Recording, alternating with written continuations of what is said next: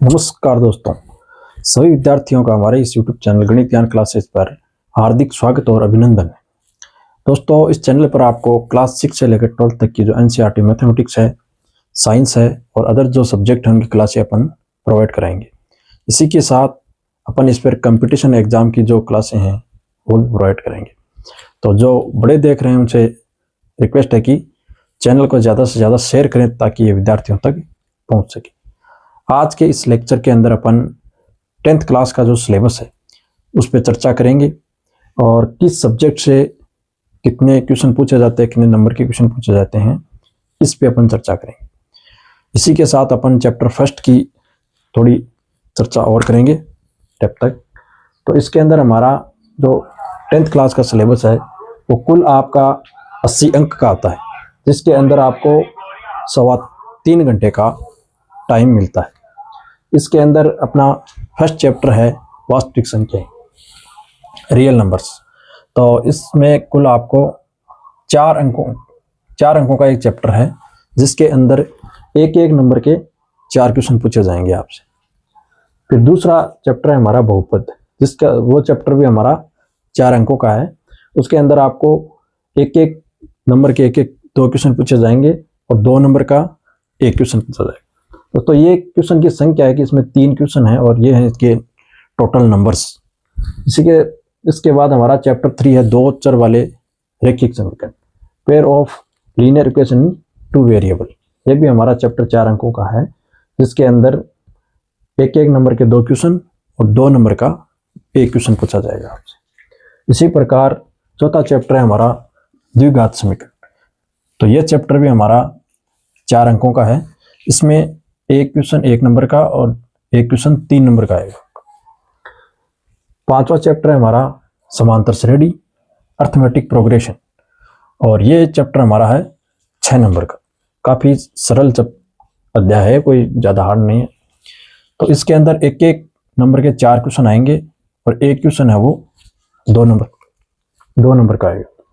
इसके बाद हमारा चैप्टर है 6 चैप्टर है त्रिभुज, ट्रायंगल्स। ये भी 4 नंबर का है।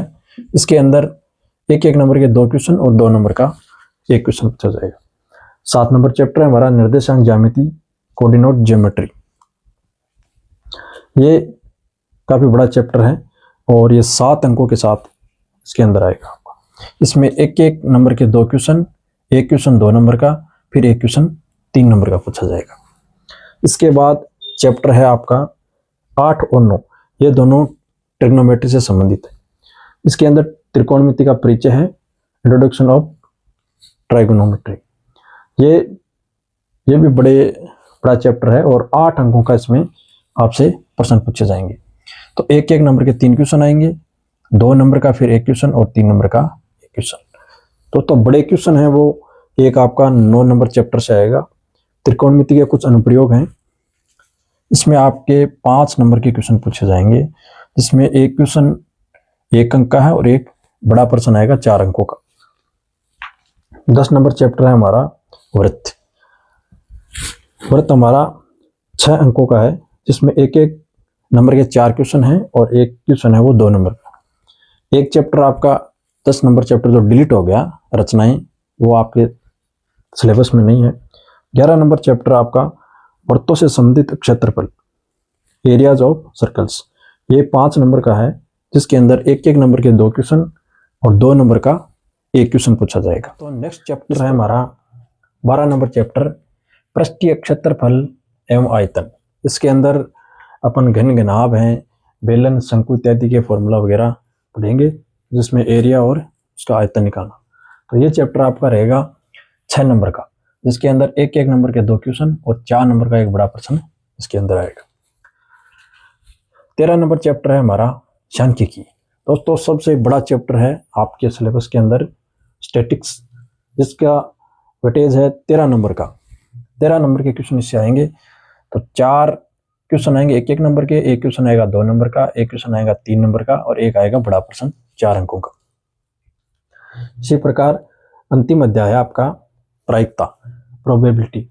ये 4 अंकों का है और इसके अंदर एक एक नंबर के 2 प्रश्न और 2 अंक का 1 प्रश्न पूछा जाएगा। आपका जो पेपर का पैटर्न है वो 4 भागों में डिवाइड है, जिसके अंदर सेक्शन ए, बी, सी और डी है।